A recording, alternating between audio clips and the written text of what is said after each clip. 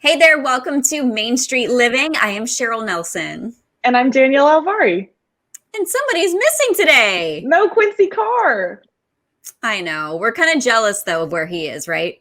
Yeah, he's not in a car, actually. He is on a ship. He's on a cruise ship doing his work and making people laugh. Oh, so nice. I can't wait to go on a cruise ship again and just kind of get out to someplace tropical, someplace warm. But in the meantime, Danielle, I've been in some cold climates here. Black Friday shopping. I love it. I was in Northwest Pennsylvania and I was doing some shopping at night in the snow. Look at the picture. Oh, Cheryl, you have to be careful Black Friday shopping because I don't know if people know this because they don't see your full size, but you're fun size. So you got to be careful. You could get trampled out there. I know it's so true. That and I slipped on the snow a couple times as well, but it was still fun. Definitely a lot of fun. Have you finished your shopping? I've not finished, but I'm about halfway. And the last people on my list are all men. I feel like they're the most difficult to buy for, especially my dad, because he always wants to just buy what he wants for himself.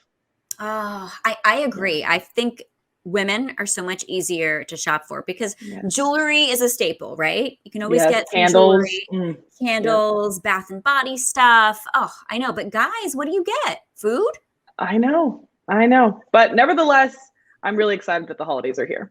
I know. Me too. It'll be here before you know it. I still have to wrap presents. I have not wrapped anything yet. Have you? No, but that's my favorite part. I love all the ribbons. Yeah. Okay, I'll send everything your way. You can wrap. I'm all over it. Something else I'm not good at is table setting. And we're going to show you table setting like you've never seen before today on Main Street Living, and also share a variety of ways to give back this holiday season. That's right. And we'll get to look at some Christmas lights and a new version of the Nutcracker. But first, Christmas is coming to New Orleans. That's next on Main Street Living.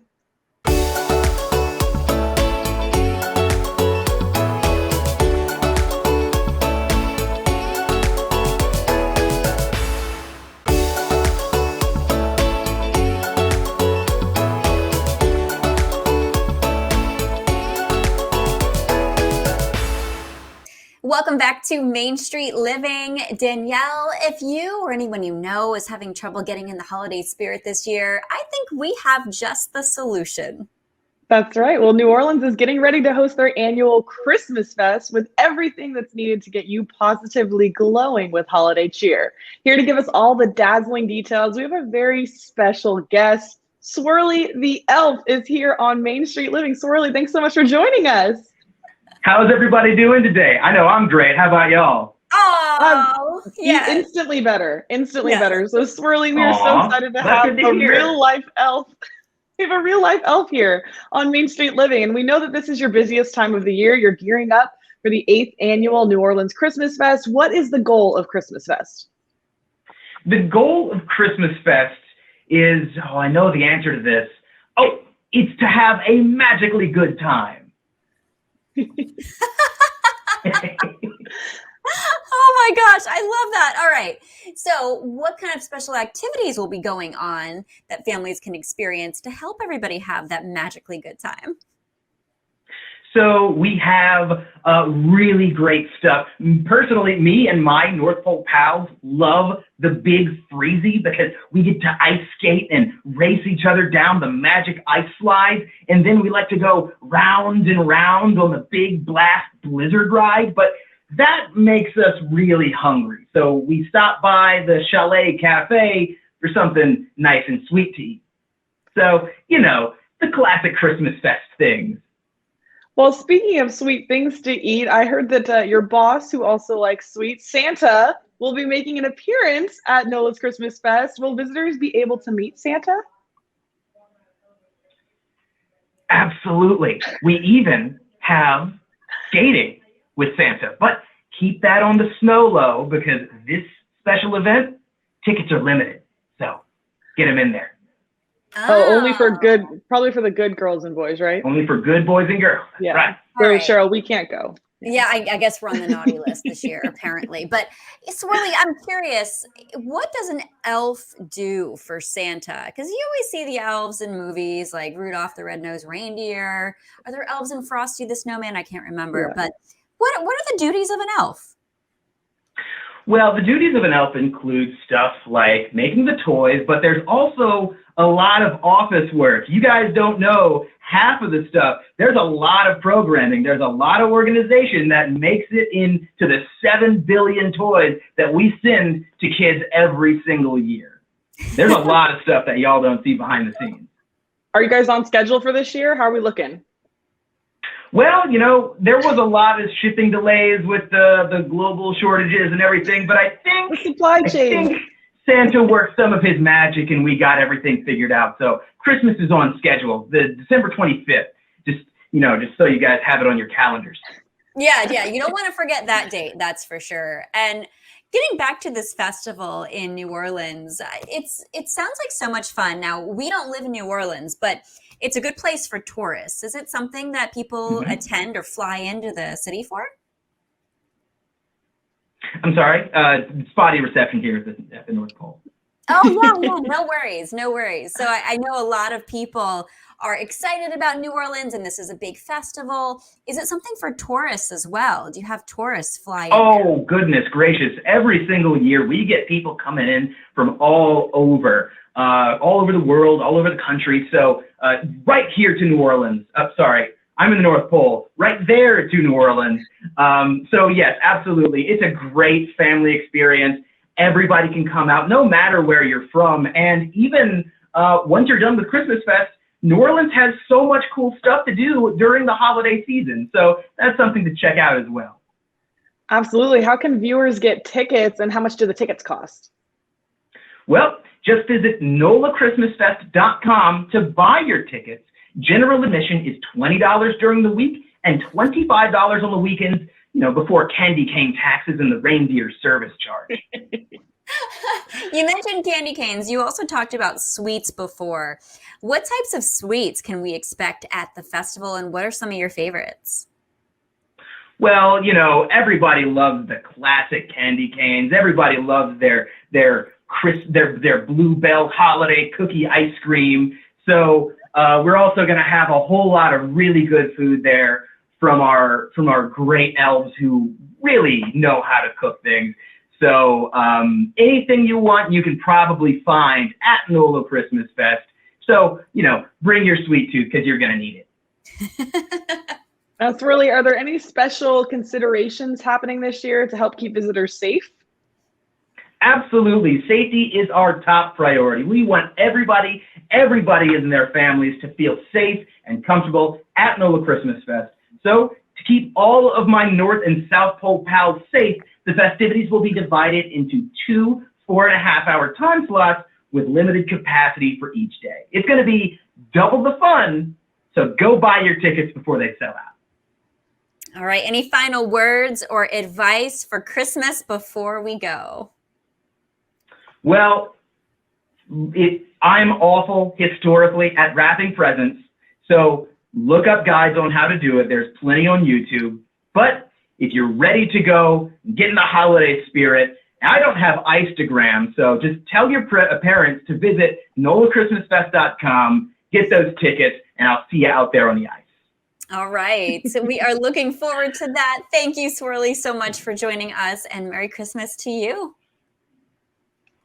Oh, love the ears there. Love the ears. All right, Danielle, we've got so much more coming up on Main Street Living. In fact, we will help you brighten your spirits, literally. Stay with us.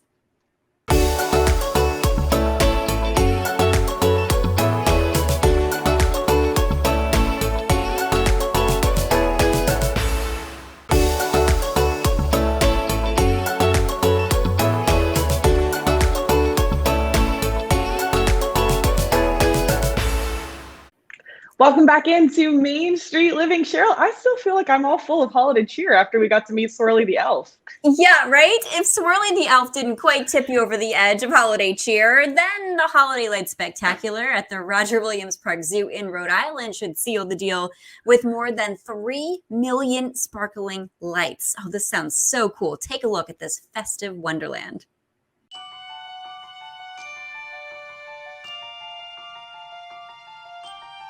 We're here at Roger Williams Park Zoo at our second annual Holiday Light Spectacular, our first walkthrough event. We have 40 acres of over 3 million illuminated lights these larger than life festive displays. We have fun food and fire pits and everything you can think of when you think festive holidays and winter celebration. It's here at our zoo. All kinds of fun and neat activities going on here, including having Santa every Thursday night. You know, go to our s'mores pit here, stay for the entertainment, choirs coming in to entertain the guests, so you spend the entire night here, you can have dinner here. It's a great atmosphere for a walkthrough, and again, it's spread over 40 acres. My favorite part personally is our rainforest exhibit area. All the lights are synced up to music, so you just walk right through there, see our gorgeous building displayed with all these beautiful lights. It's really, really breathtaking. You know, originally our wetlands trail was just going to be sort of an exit path with some uplighting, and then our team really went to town on decorating it. So I have to say that is probably my favorite part of the trail. All tickets are available online only. They're timed entry, but once you're here, you have the entire zoo grounds to explore. You're not on a time limit once you're here, but it just allows so we have a nice, easy flow in and out of our parking lot. And it's done with all of our in-house staff who really have other jobs to do at the zoo. So just a quick shout out to them for working so hard to get this event ready to go in such a short period of time. We are hoping that this becomes Rhode Islanders and everyone in the surrounding area's annual holiday tradition. So come here and just bundle up and enjoy a hot chocolate and enjoy time with your family and friends. Oh, Cheryl, I love that because that is one of my favorite things to do during the holidays. Of course, spending time with family, but also going to look at all of the Christmas lights and decorations. I feel like we didn't see a lot of them last season, obviously. And so it's nice to really get back into the swing of things this year. I'm all about going out to see the lights, and I love it when it's warm weather and a warm climate. I can just lay down and look at all of the lights up and around me. Is that weird? No, Cheryl, we're going to have to get you back out here to the West Coast again so we can look at some lights. Girls trip. We're going to do that. That sounds like a lot of fun to do that. Or if you want to learn more about this one, you can learn more information about the Holiday Lights Spectacular at rwpzoo.org. And this is the time of year where a lot of great food comes out. But next, we're going to show you how you can take your table setting game up a notch.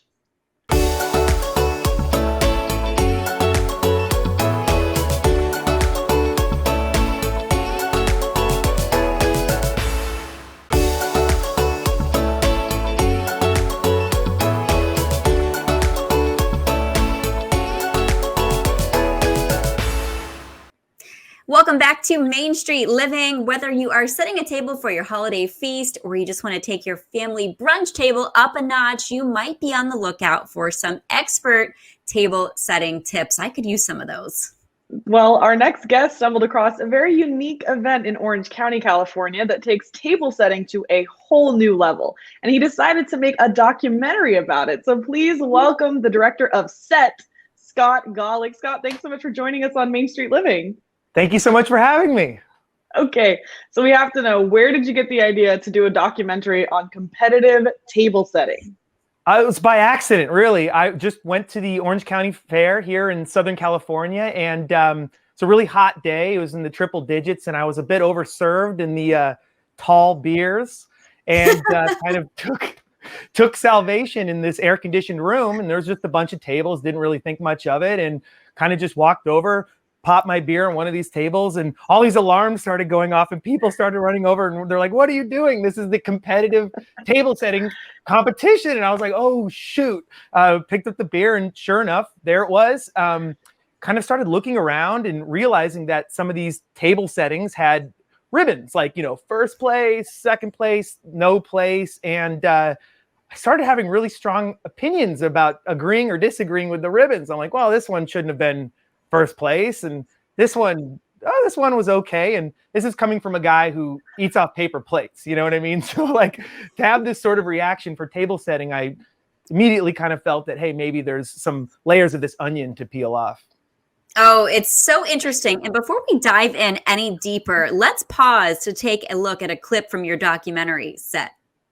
Jeez. Tablescaping I would compare to brain surgery just because the seriousness we put into it. This is my hall of fame, I guess you would call it. This table here was a vineyard theme. This was my dinner at the White House. Breakfast at Tiffany's, Phantom of the Opera. Growing a baby takes 9 months. This takes 6 months, so it's almost like producing a baby.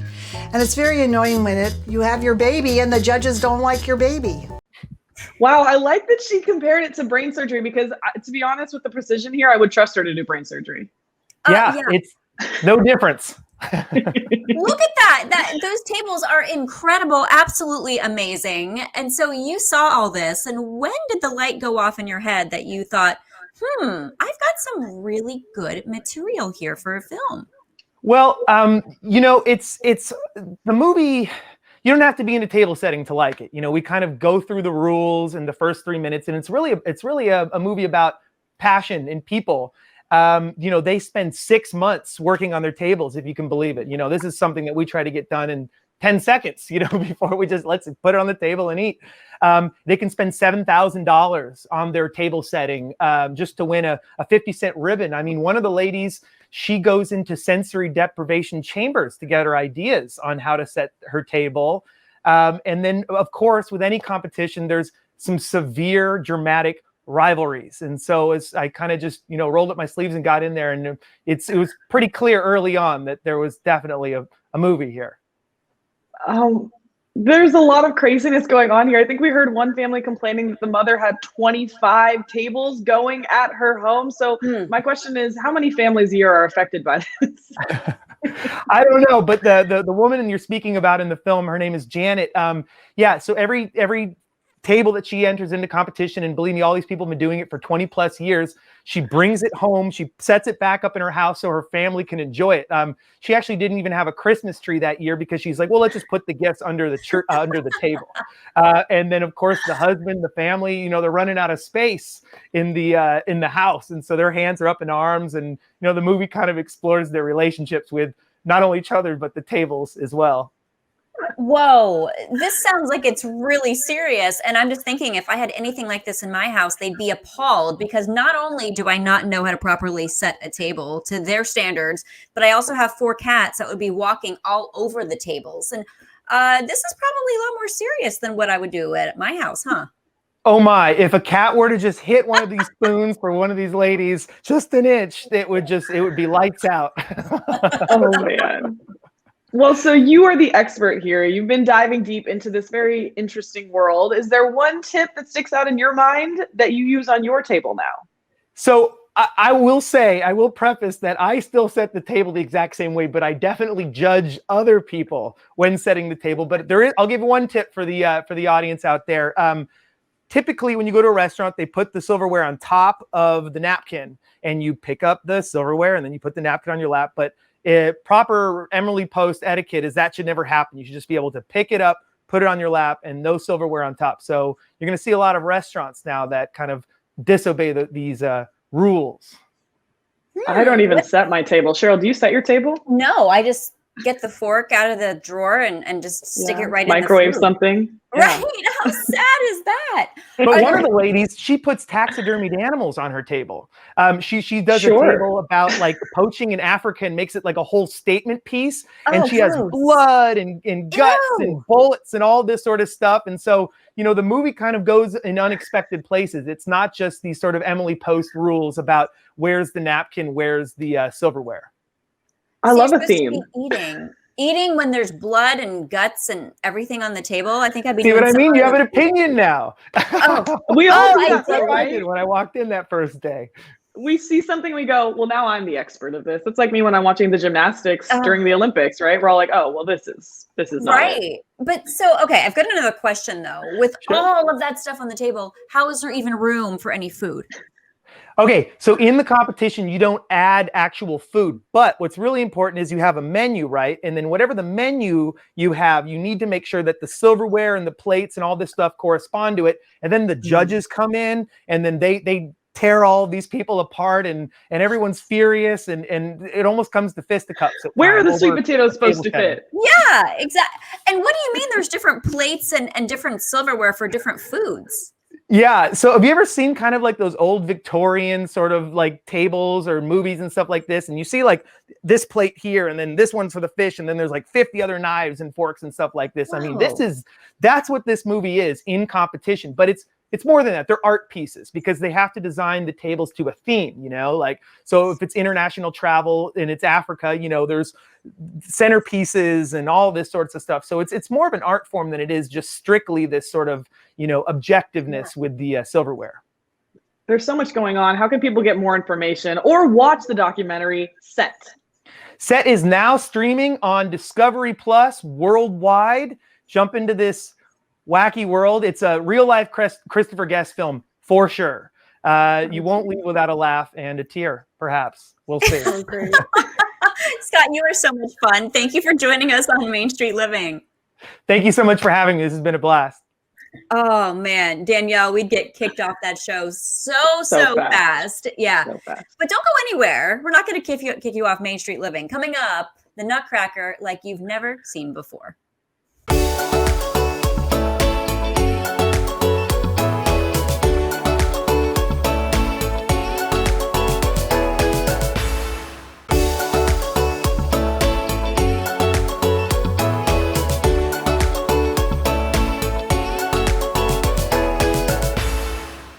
Welcome back into Main Street Living, Cheryl. This is one of my favorite times of the year because there's so much you can do with your family. And many families go to the theater during the holidays. And a lot of these folks are lucky enough to see the Nutcracker Ballet.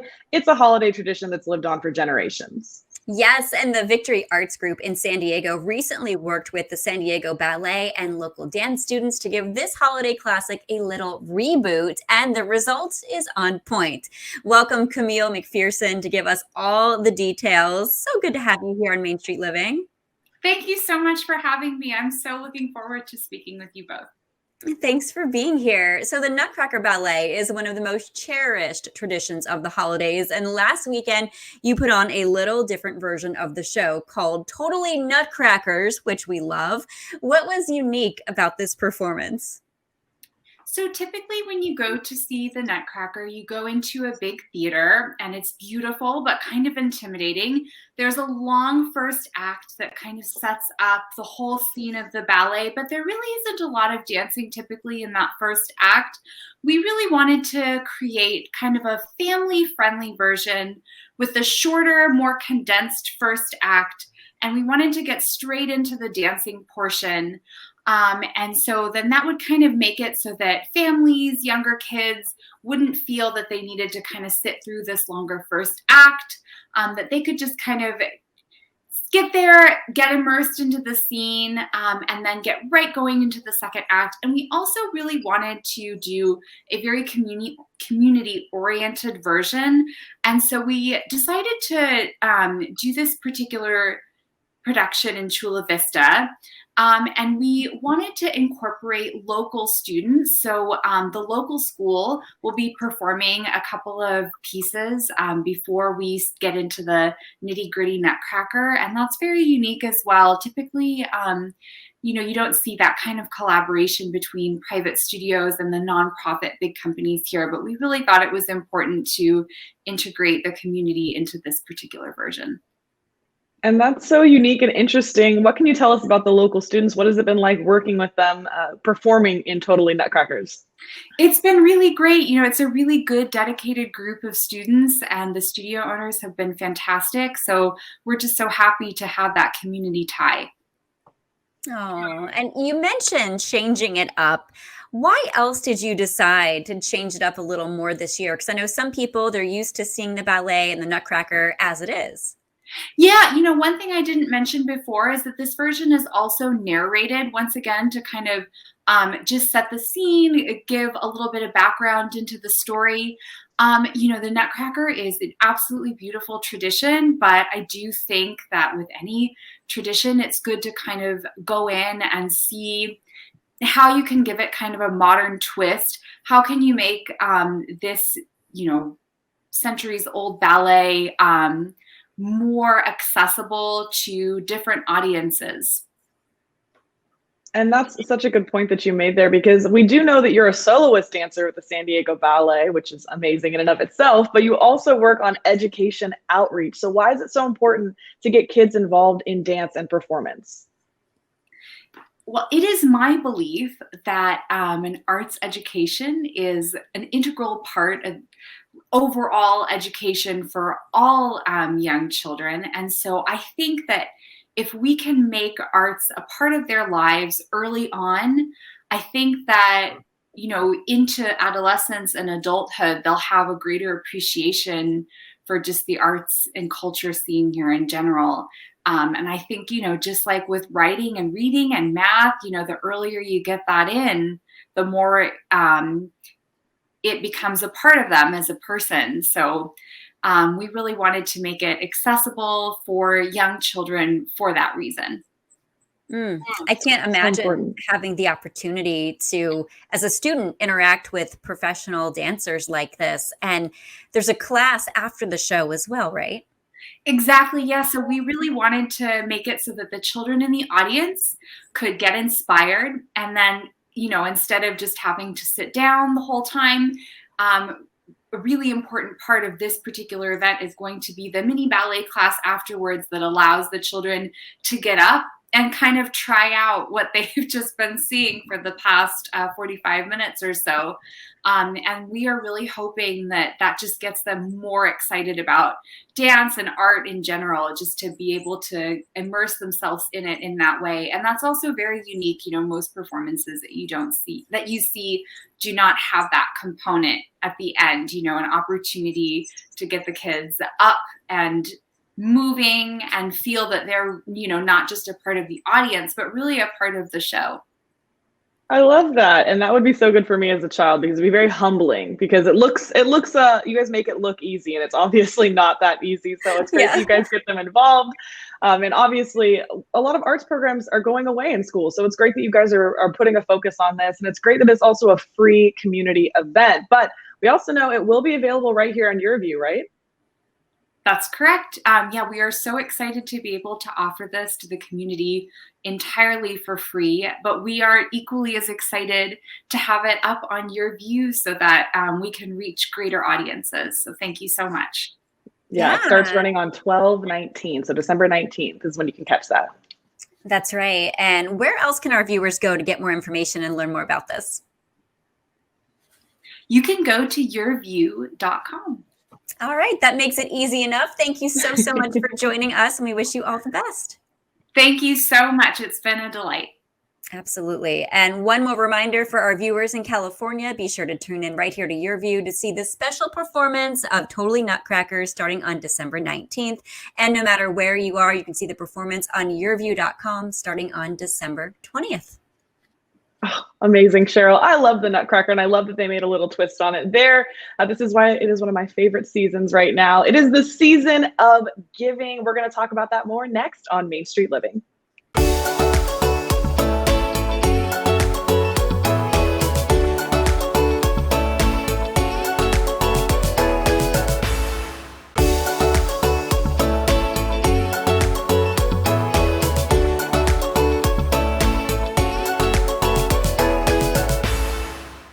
Welcome back to Main Street Living. With all of the excitement around the holidays, it's important to slow down sometimes and remember what the true spirit of the season is all about. And that, Danielle, is giving back. That's right, Cheryl. And with a lot of families struggling this year, now is a great time to practice generosity with those less fortunate. Aaron Mount is here to tell us how his Nissan dealership in Wichita is helping the local community. Welcome to the show, Aaron. Thank you. Thank you so much for having me. I appreciate it. So Aaron, Or Nissan is giving back to the community in many ways this season. What can you tell us about the Toys for Titans charity drive you're hosting this month? So Toys for Titans, it's a very exciting venture for us. This is our second year doing it. Basically, we start in October, and for every car that we sell and or buy, we set aside money from each unit to make a donation to the Wichita Children's Home. It's our second year. Last year, we were able to collect just over 600 individual items for the kids out there at Christmas time. It's a big deal to us. It's like I said, it's our second year, and we plan for this to be something that we do every year moving forward. Oh, the generosity does not go unnoticed. And you said it's going to the kids at the Wichita Children's Home. Is that right? Tell us more about that. Yeah, so the Wichita Children's Home, for people that don't know, was actually founded in 1888, right? And so they've been around for over 100 years, and they do such good work for the children in the community, and really not even just the community. They serve children from all over the state because they have the resources to do that. So local areas and towns that maybe don't have those resources, a lot of the children that need their help end up here at Wichita. And so last year in 2020, they provided resources to over 1,800 children. And at any given time, they can have 100 to 200 kids in their care, right? And so it's a massive undertaking. And we want to make sure that we're doing our part to help them provide the resources that they need to give the kids. Well, so how can people get involved? What kind of things can they bring to donate? What items are needed the most? So that's what makes this really special, because it's not just about us donating items every time that we buy or sell a car, right? So last year and this year too, the amount of people that come in and just say, "Hey, I heard about what you're doing, and we'd just like to make a donation." It's overwhelming. It's really special when somebody just takes time out of their day and says, "Hey, I went and picked this up for some kids," right? And so the Children's Home serves children of all ages, literally from infants. Okay, so weeks old to young adults, and in their early 20s. And so really that's a really big spectrum, right? So, for babies, it could be diapers or bottles or, baby toys. And so for adolescents, it might be something a little different. Maybe it's headphones or chargers, or it's crazy.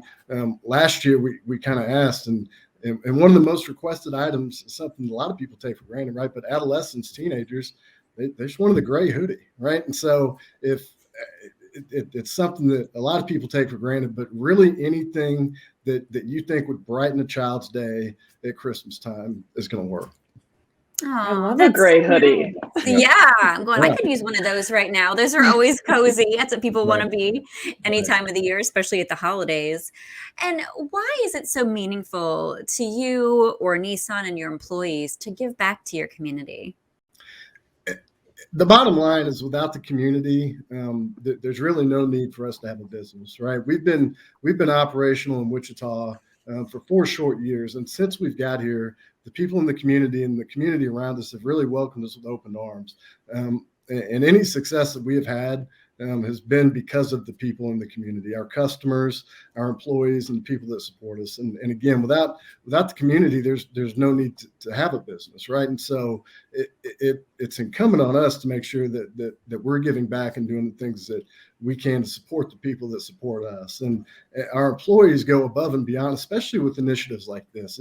It's amazing to see how excited the team gets about going and buy the toys, right? And we have guys that say, "Hey, I'm going on this toy run to go buy toys," and they say, "No, you went last time. I'm going this time." And so it's something that everybody really rallies around, and has become a very big deal to us. Absolutely. And as someone who participates in toy drives near me, it's kind of fun as an adult to go toy shopping again, especially trying to imagine what would put a smile on a kid's face. So tell us a little bit more. What's the timeline on the Toys for Titans charity drive? When do people have to get their toys in by? So we started in October, and we got a huge collection. We're going to make a bulk delivery to the Children's Home on December 17th, because they've got to catalog some of the stuff and get it sorted out, right? But ultimately, through the end of the year, if anybody wants to make a donation, we will make sure that it gets to the Wichita Children's Home. Oh, it's so awesome. And we also hear that you're doing something special for your customers as well. Anyone who brings in a donation will get a special gift. Yeah, that's right. If somebody's willing to help and make a donation, oil changes have gotten expensive over the years, but we're going to discount and give them a $29.99 oil change just for bringing in a donation. Oh, I love that. Yeah. Like, we need an incentive to give back, but I love that. You guys didn't even have to do that. And so that's great that you're adding that on there. Aaron, where can people find more information? Our website, or nissanofwichita.com. And then there's a lot of videos and pictures on our Facebook page. Just kind of highlights and goes through the kind of how we get the toys and some of the fun stuff behind the scenes. And before we go, what is your favorite toy to give? Yeah, that's hard to answer. So I'm a sports guy. So anything sports related, the football, the baseball, like a football. Yeah. There you go. Yeah, that's fun because kids love getting stuff like that. Well, thank you so much for everything you're doing. We appreciate it. Yeah, thank you for having me. I really appreciate it. Absolutely. All righty. That was a good one there, Danielle. And we're going to stay on this theme coming up on Main Street Living. One of the best ways to spread joy is to give to those neighbors in need. We'll share some more ways next.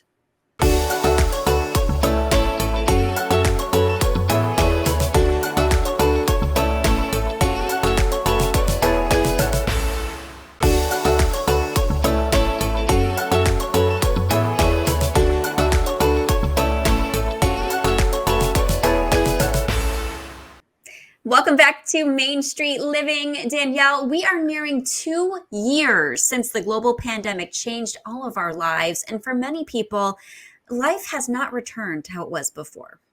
No, not at all. And this holiday season, the need is especially great for basics like food. And food banks around the country are helping families bridge the gap. If you need help or want to give help this holiday season, the San Diego Food Bank is a great option. Take a look. Food insecurity is defined as not having sufficient resources to buy food either for yourself or for your family. Folks who are food insecure struggle with not having enough food to eat because maybe they lost their jobs or maybe they are in between homes, unsheltered. It is important to not be able to just look at one person as being food insecure, but really looking at them as it could be anyone. The San Diego Food Bank has been around for over 40 years. We have 2 locations, one in the Miramar area and one in the Vista area. We have volunteers at our Miramar facility and our Vista facility helping us run food distributions, helping us pack food to be able to meet that increased demand. Our job is to help procure food here locally for San Diego County residents to make sure that no one is going to bed hungry. The COVID pandemic impacted the San Diego region and the San Diego Food Bank in ways that we could have never imagined. Prior to the pandemic, the food bank was serving 350,000 people every single month. Now, we see numbers reach as high as 600,000 people per month. So we went from spending, on average, $1 million a year on food to now having spent more than $16 million on food purchases to meet that increased demand. It has been a huge increase almost overnight, and the food bank and our community have all had to step up in order to meet that increased demand. Accessing food from the San Diego Food Bank is very simple. We try to remove all barriers to access food so that folks do have the needed resources in order to receive their food. So we remove those barriers here at the San Diego Food Bank by allowing folks to go to food distributions that are in and around their neighborhoods. A lot of our distributions right now are operating as drive-through distributions, so they are safe to attend if you are concerned with getting out of your vehicle and walking into a food pantry. There are many ways to support the San Diego Food Bank and our North County Food Bank chapter this holiday season. You can volunteer at any of our distributions. You can host a virtual food drive. You can even host an in-person food drive. During the holidays, we make it so easy by partnering with Vons and Albertsons. You can go to any one of their stores throughout the San Diego region and buy a $5 bag, which will come back to the San Diego Food Bank and help us to continue to feed those 600,000 people every single month. The San Diego Food Bank needs your continued support. Please visit our website at sandiegofoodbank.org, and there you will see all of the different ways that you too can get involved. Oh, Cheryl, we love our friends over at the San Diego Food Bank, and I love that there's so many different ways to get involved. You can even host a virtual food drive. Absolutely. They're such a role model for food banks all around the country. And if you need food assistance or would like to donate or volunteer, please go to sandiegofoodbank.org or to the food bank in your community. Well, don't go anywhere. We've got more Main Street Living coming up right here next.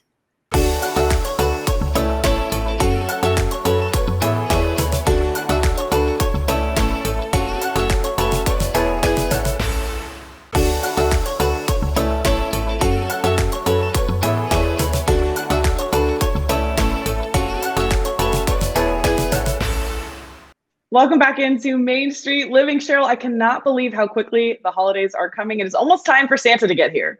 Oh man, Santa and the elves and the reindeer. How cool was Swirly the Elf and the New Orleans Christmas Festival? It sounds like so much fun. So much fun. And hopefully we can catch Santa soon too. We might have to stop by and see if we can find him. And you can always catch us as well on the Cox Contour app. Just search Your View and you'll find us. Oh, yeah. We have new episodes of Main Street Living, 9 p.m. local times on Mondays. And maybe we'll find Santa and the elves, Danielle. I think maybe we should go on a little field trip looking for them. Undercover, yes. Yeah. Until then, join us next time as we take another stroll down Main Street.